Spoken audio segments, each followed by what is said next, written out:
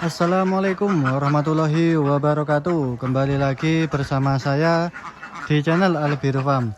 Bagaimana keadaan rekan-rekan semua? Semoga kita semua diberikan kesehatan ya rekan-rekan, dan tentunya diberikan rezeki yang banyak dan barokah. Amin amin ya rabbal alamin. Oke rekan-rekan, jadi pada video kali ini saya akan berbagi pengalaman ya mengenai cara atau strategi kita dalam beternak bebek petelur agar di saat harga turun seperti ini, harga telur turun seperti ini, masih bisa mendapatkan keuntungan. Oke, simak terus video saya sampai selesai ya rekan-rekan, agar teman-teman mengetahui lah, rekan-rekan mengetahui cara atau strategi saya di kandang ini seperti apa. Oke, langsung saja ya. Jadi pada saat akhir tahun seperti ini ya rekan-rekan, itu di semua daerah lah rata-ratanya itu harga telur turun dan harga pakan naik melambung tinggi. Seperti itu rekan-rekan. Jadi kita harus bisa mensiasati fenomena tersebut agar tetap bisa mendapatkan keuntungan. Ya memang cukup sulit ya rekan-rekan pada saat ini. Bukan hanya di peternak bebek petelur ya, bahkan bebek pedaging, ayam juga itu seperti ini semuanya rekan-rekan. Harga pakan melambung tinggi dan rata-rata harga panenan atau telur itu turun rekan-rekan. Jadi ini sangat menyakitkan lah bagi peternak itu. Dan jika masih bisa bertahan itu juga cukup bagus lah, bisa bertahan saja itu dan mendapatkan keuntungan, meskipun keuntungannya tipis ya rekan-rekan. Dan pada saat ini, saat bulan-bulan Oktober November ini, itu harga telur di daerah saya ya itu turun lagi rekan-rekan. Jadi harganya sekarang 1.700 ya, 1.700-an lah itu. Dan harga pakan naik drastis. Dan ya seperti ini rekan-rekan, jika dihitung-hitung ya itu untung tipis, ada yang untung tipis dan ada yang rugi di harga seperti itu. Nah caranya langsung lah kita pikirkan. Caranya yang pertama adalah kita harus selalu memaksimalkan produksi bebek itu rekan-rekan. Memaksimalkan produksinya agar produksi stabil dan kalau bisa 80% lebih lah rekan-rekan. Itu dengan harga yang sekarang 1.700 itu insya Allah masih bisa mendapatkan keuntungan walaupun tipis rekan-rekan, jika produksi bagus. Nah tetapi kan banyak peternak itu gulung tikar itu karena produksinya jelek rekan-rekan. Jadi bagaimana jika produksinya di bawah 80%, misal seperti punya saya ini 70% rekan-rekan, 70% sampai ya rata-ratanya 70% lah, maksimal 75% itu. Dan strategi yang bisa saya terapkan di kandang saya itu adalah mensortir bebek itu sendiri rekan-rekan, mensortir dan menjual bebek afkiran. Jadi kita sortir mana yang bebek sudah tidak berproduksi dan kita jualnya.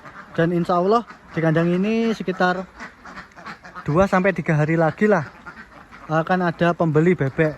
Jadi kita harus mensortirnya rekan-rekan. Itu strategi yang paling ampuh lah pada saat ini agar kita tetap mampu bertahan.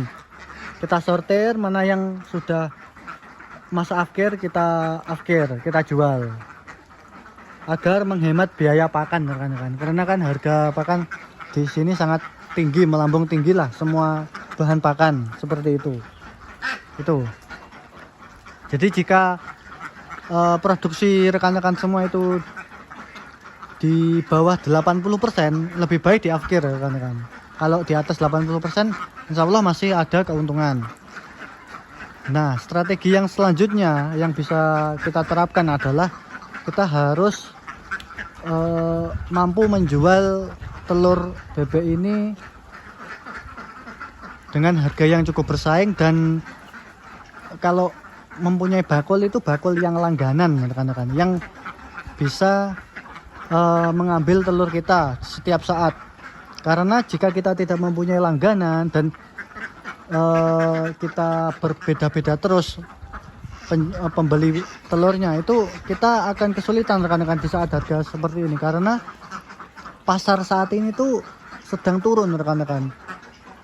Minat orang-orang itu turun ya, diperparah dengan keadaan ekonomi seperti sekarang ini. Jadi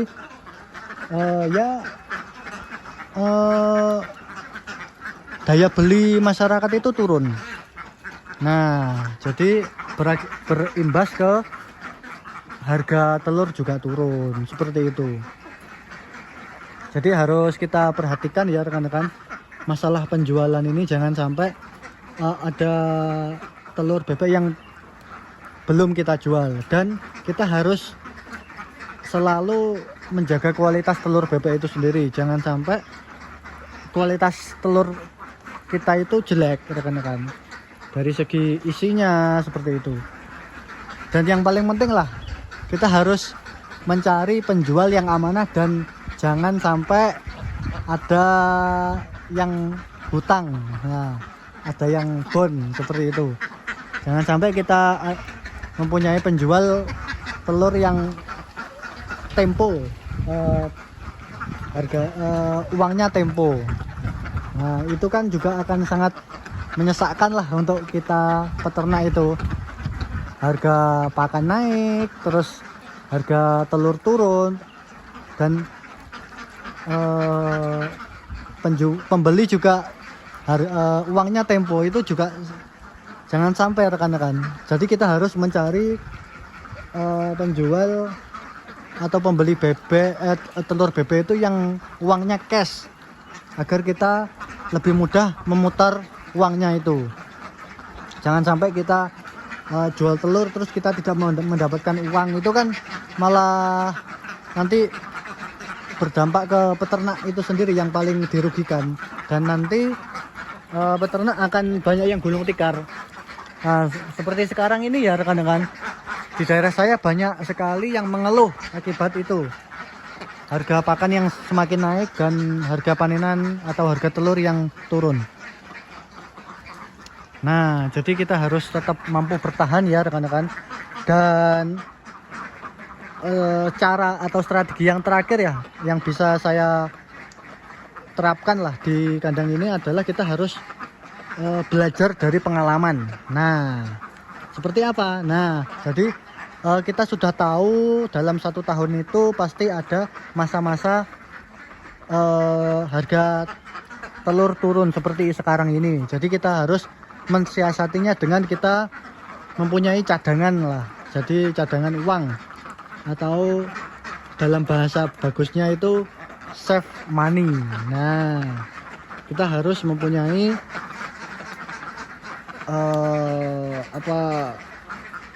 uang lah di kantong. Jangan sampai kita tidak mempunyai uang sama sekali rekan-rekan. Jadi ya, kalau menurut hitung-hitungan dari saya ya, catatan dari saya itu pada saat akhir tahun pasti harga telur itu turun rekan-rekan. Itu kan kayak ulang-ulangan di setiap tahun itu pasti rekan-rekan. Jadi ya kita harus save money, save uang itu mulai dari pertengahan tahun rekan-rekan. Kita harus save uang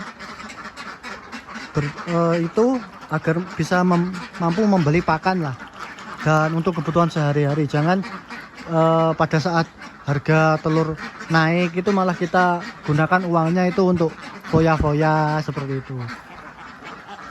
Harus ada dana darurat lah istilahnya itu. agar kita mampu bertahan di saat seperti ini. Dan ya prediksi saya masih cukup lama lah itu naiknya ini rekan-rekan. Mungkin sampai awal tahun baru naik itu harganya. Jadi kita harus mempersiapkan dana darurat sekitar 3 bulan lah, 2-3 bulan, agar ya kita tetap mampu bertahan di saat seperti ini. Oke rekan-rekan, mungkin itu sajalah ya beberapa strategi dari saya agar bisnis kita tetap mampu untung di saat harga murah ini. Dan semoga harganya cepat naik. Alhamdulillah, amin amin ya rabbal alamin, cepat naik, amin. Oke rekan, mungkin itu saja video dari saya. Terima kasih. Apabila kalian menyukai video ini, silahkan like, subscribe, dan komentar di kolom komentar agar channel ini semakin berkembang. Dan tentunya nantikan video saya selanjutnya. Terima kasih.